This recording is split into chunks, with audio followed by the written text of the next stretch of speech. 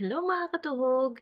So, papakita ko lang sa inyo yung mga mini backpacks. Isa sa mga mini backpacks na ginawan ko ng tutorial. Ito, mas malaki ito. Pang 60 cm doll yung ginawa ko. Kaya medyo malaki lang siya na slide. Ang maganda pa dito, kung hindi nyo bet yung maglagay ng zipper sa coin purse, edi ito na lang yung gawin nyo. Kasi mas cute pa, marami kayong pagpipilian na colors. Moroccan tile stitch ang tawag sa kanya. Tapos, kung titignan nyo, oh, 'di ba? Meron siyang main color na black and subtle pink naman dito sa part na may design siya.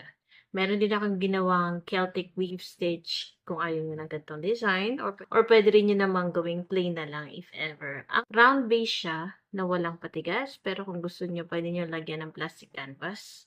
Pagkatapos, eto, work in rose itong flap niya. So, after nyo magawa itong body ng mini backpack, mag-work lang kayo ng less than half sa amount ng total number of stitches dito sa last round para makagawa kayo ng flap niya. Meron kasi akong mga ginawang tutorial na gagawa pa ako ng semicircle na para sa flap. Tapos i-attach ko tatahiin. Ito hindi na.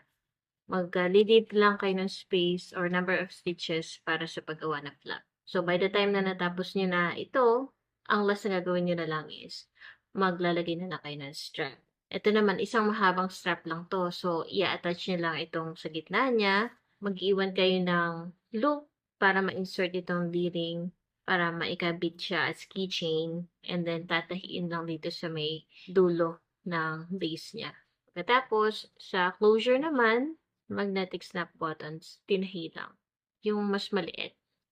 Gumamit din ako ng spacers para naman sa topper ng ating drawstring. Kasi pwede mo rin naman gamitin itong spacer. At marami available na colors na pagpipilian. So, cute siya, di ba? And then, meron beads. Itong string niya, bala nag-chain lang ako. Hindi masyadong mahaba kasi nahihigpitan naman siya using yung bead spacer. Ganyan. So, yung mga laman na ilalagay mo dito sa maliit na mini backpack, secured naman kasi bukod sa nahihigpitan yung opening niya, pa-drawstring, meron pa tayong another closure na magnetic snap button. And then, pwede nyo ilagay sa bag nyo kasi meron siyang D-ring, pwede nyo ikabit sa keychain. So, ilalagay ko yung link kung saan nyo pwede mapanood yung mga tutorials at pandagdag na rin sa mga balak magbenta na ganitong style ng coin purse.